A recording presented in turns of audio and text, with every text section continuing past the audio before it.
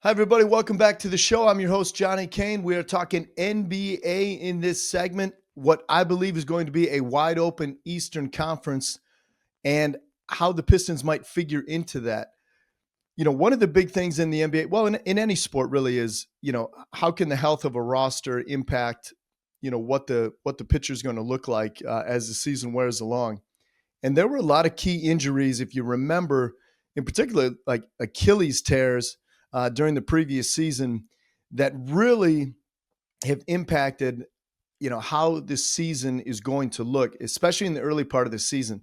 Some of these guys I'm going to mention, may not be available at all throughout the course of the year. Remember Tyrese Halliburton, and I know Pistons fans remember him well, but, a fabulous player. He had a right torn Achilles, suffered last year late, and he's expected to miss the entire season in Indiana. That's a big loss for the Pacers, and that's going to impact, a team that was on the rise and a team that I think a lot of people felt might contend for, the Eastern Conference championship. And now that looks like, a big question mark. Jason Tatum in Boston also suffered a right torn Achilles, and that again, you pair that with some other moves that the Celtics made, that that hinders what the Celtics window looks like in the East as well. Damian Lillard, he suffered an Achilles tear with the Milwaukee Bucks, and they decided to move on from him. Remember, just a couple of seasons ago when the Bucks went out and got Dame Lillard to pair him with Giannis Antetokounmpo, and they thought that would be the missing ingredient for an NBA championship. But it goes to show you, without the health, sometimes things don't play out on paper as well as you would hope when you go out and make some of those major acquisitions. But when you look around the league, so we're going to call it same faces, new places, and how that might impact things. I mentioned like the Milwaukee Bucks. So you don't have Dame Lillard, but they went out and get Miles Turner. Miles Turner is a guy who's going to be able to obviously help that team and keep them as a legitimate contender. Miles Turner always seemed to torch the Pistons when he was with the Indiana Pacers. Jordan Clarkson signed as a free agent with the New York Knicks. Of course, it was the Knicks that ended the Pistons' postseason hopes at the end of last year. Bradley Beal signed as a free agent with the Clippers out west. So Beal, remember, it didn't really work out when they put that whole thing together with Devin Booker and Kevin Durant and Bradley Beal out in Phoenix. So he finds himself out in L.A. Kevin Durant leaves Phoenix and joins the Houston Rockets. That could really impact, the Rockets, what they hope is going to be, championship possibilities. Anytime you acquire anybody who has ever acquired Kevin Durant over the course of his career, they're hoping for the same thing. Kristaps Porzingis, I mentioned with Boston making some different moves. Kristaps Porzingis ends up with the Atlanta Hawks. We'll get into that here in a second with Matt O'Brien, because that's going to impact Atlanta's championship aspirations. Jrue Holiday, he leaves Boston. He goes out west to the Portland Trailblazers. Jalen Green leaves Houston and now goes to the Phoenix Suns. He was part of that Kevin Durant trade. Jordan Poole goes from Washington to the New Orleans Pelicans.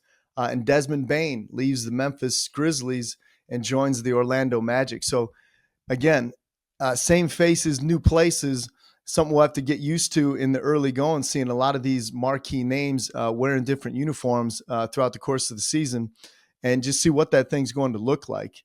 Matt O'Brien is a sportscaster who is from the Northeast, absolutely loves the Boston Celtics.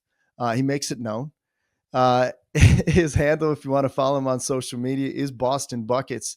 But he has his finger on the pulse, all things NBA, and he gives us his expectations heading into this season.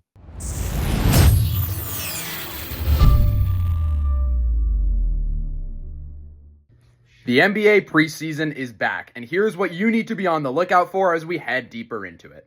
We're not going to be seeing much of our big stars this preseason, as a lot of them are resting for load management. Teams like the Lakers take LeBron James and Luka Doncic and put them off to the side to save them for the regular season. And this is not uncommon around the league, which isn't great for the viewer, as the preseason can be seen as a little bit more boring than the regular season. But at the end of the day, it is mostly just for players to get prepared to get back into the swing of things. But we will get to see a little bit of our big stars, and that's really exciting as we have a bunch of stars on brand new teams. There is two players that I think are going to make a huge impact this season, and I think you should look out for them, one of them being Kristaps Porzingis. Now, Porzingis is interesting as his end with the Celtics wasn't the cleanest. In the playoffs, he did come down with an illness, and we didn't see a lot of him, and when we did see him, he was not at the peak of his abilities. But I do think he has the potential to be a game changer for the Hawks as they made a few other key acquisitions in free agency. Combining Porzingis with Trae Young just feels like a really good combination together, and I think they definitely have the potential to make a deeper run in the East. But there's a team I like even more in the East, and that's the Orlando Magic. This offseason, they added Desmond Bane to their team, and I think that their starting lineup is super dangerous. Boncaro, Wagner, and Bane is a really great trio. They're going to score a ton of points, and I think they have the potential to be a top 3 seed in the East this coming season. They're most definitely one of my top teams to watch heading into this preseason, but there's a few others that I think are huge as well. The most obvious for me being the New York Knicks. They look extremely poised under their brand new head coach, Mike Brown, who just replaced Tom Thibodeau. I really do think Thibodeau was not a great fit for this Knicks roster, and I think Mike Brown is going to help revolutionize the offense and turn them into a title-contending team this season.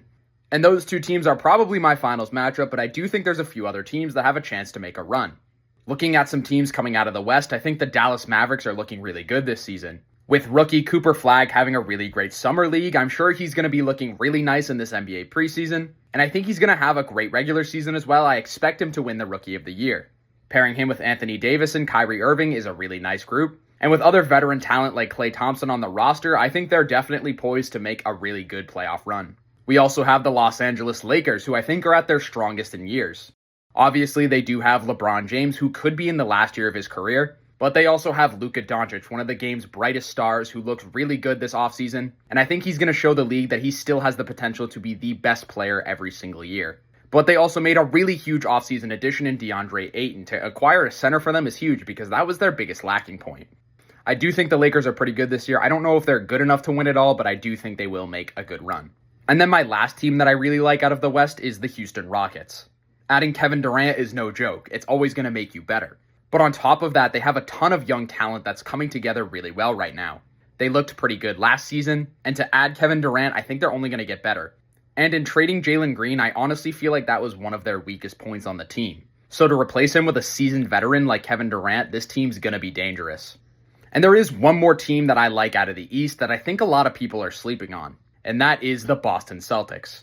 Now, obviously their biggest star, Jason Tatum, is hurt. But he's not going to be hurt forever. Tatum's been rehabbing super hard, and he's looking to come back earlier than we think. Some sources say he could be back by March. And don't sleep on the Celtics because the rest of their roster is still pretty good. Jaylen Brown has the potential to be a top 5 player in the league without Tatum on the court, as he could touch the ball over 100 times a game. They still have players like Derek White. And while their front court doesn't have the biggest of names, I do think that Chris Boucher and Neemias Queta are both going to be solid players for the Celtics. And with a young and exciting bench, I really do think this is a team to look out for. So in a whole, we're super excited to have the NBA preseason back, and I think it's going to be another great year for the league. All right, that was Matt O'Brien. Again, you can find him under the social media handle of Boston Buckets. And I honestly thought that Matty O was going to make it through without plugging his favorite team. But naturally, he put the Celtics in the discussion. But the Pistons, again, I think in the Eastern Conference, when you look at it as a whole, they're going to have an opportunity this year to better what they did a season ago as the 6th seed in the East. The Pistons actually going to be hosting a Pistons fan preview coming up on Saturday. That is October the 11th at Wayne State Fieldhouse, which is where the G League affiliate, the Motor City Cruise, play. Admission to the event is free and open to the public. Doors will open at 11 o'clock. So the event's going to start at noon. Again, that's coming up on Saturday. But that'll be fun. If you want to go out there and see some of the guys, get an opportunity, maybe get some autographs and see the Pistons up close and personal, not at Little Caesars Arena, but over at the Wayne State Fieldhouse. I encourage everybody to attend because it's fun to see these guys up close and really a good roster. I feel like it's a really good team this year. But it is cool to see some of the guys that you see on TV on a regular basis.